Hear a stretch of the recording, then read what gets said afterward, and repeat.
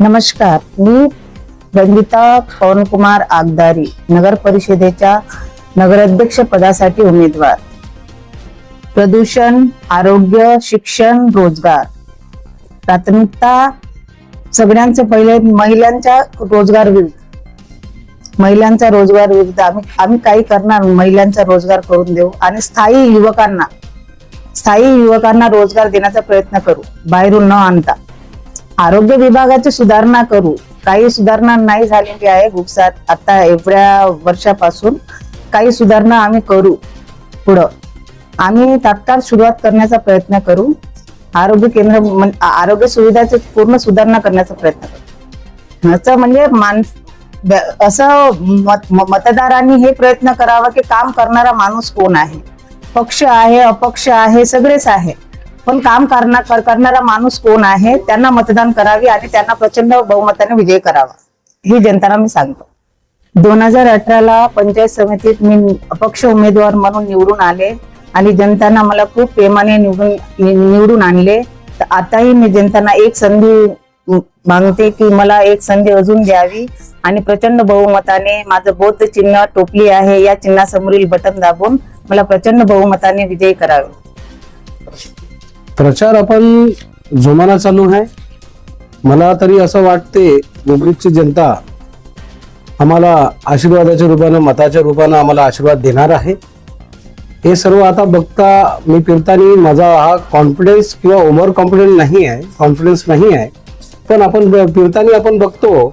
आज मी पायदळी यात्रा होती माझी. त्या यात्रात बघितलं सत्ता आणि विरोधक दोनही पक्षाचे, काँग्रेस आणि भाजपचे दोनही पक्षाचे माजी मंत्री, माजी मिनिस्टर, आजचे आमदार सर्व छोट्या छोट्या कॉर्नर सभा घेतात. म्हणजे यांची परिस्थिती अशी बिकट झालेली आहे, जनता यांना नाकारत आहे, यांना दिसून पडत आहे.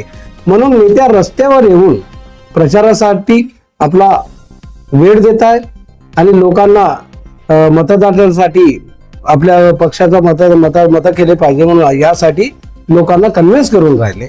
तरी मग गुगूच्या जनतेच्या मायबापांना विनंती आहे, मतदार बंधू आणि बहिणांना विनंती आहे, आपली जे कॅन्डिडेट सो रंजिता ताई आगदारी, हिला गुगूच्या जनतेने जवळपास 2018ला पंचायत समिती सदस्य म्हणून निवडून दिलेले आहे. तर त्यांनी निवडून आल्यानंतर जेव्हा गुगूज नगर परिषद होवाची पाडी आली त्यावेळेस फक्त पंचायत समिती सदस्य म्हणून ही आणि भाजपचे एक पंचायत समिती सदस्य आणि जिल्हा परिषद सदस्य एक भाजपचे असताना माननीय जिल्हाधिकारी साहेबांचा अर्ज पत्र आलता आम्हाला की बा तुमचं ओपिनियन काय आहे. त्यांनी आम्हाला पत्राद्वारे कळवलं. त्या पत्राचं आम्ही लेखी उत्तर आम्ही राजीनामा 29 डिसेंबर 2020 रोजी आम्ही राजीनामा देऊन गुगूजच्या सर्वांगीण विकास करिता आम्ही तोच भूमिका घेतली होती. म्हणून आज त्यास आशीर्वाद परत द्यावी या संधीनं मी काँग्रेस पक्षाकडून काँग्रेसचा कार्यकर्ता होतो. मी काँग्रेसच्या नावावर मी बरेच काही कामे केले. गेल्या 2018 मध्ये सुद्धा माझ्यासोबत अन्याय करून पक्षाने मला तिकीट नाही दिली. पक्ष दुसऱ्या पक्षासोबत साठगाठ करतो आणि चांगल्या कार्यकर्त्यांना डावलून कमजोर कॅन्डिडेट उभा करून त्यांना दुसऱ्या पक्षाला संधी देतो. असा होऊ नये म्हणून गुगूच्या जनतेसोबत न्याय झाला पाहिजे म्हणून मी पुन्हा परत माझ्या मिसेसला अपक्ष उमेदवार म्हणून मी निवडणुकीत रिंगणात उभं केलेलं आहे. तर गुगूच्या जनतेला, मायबापाला, माझ्या माता बंधूंना सर्वांना मी विनंती करतो की जास्तीत जास्त मतं येणाऱ्या 20 तारीखला सकाळी 7 वाजतापासून 5:30 वाजेपर्यंत निवडणुकीची वेळ आहे.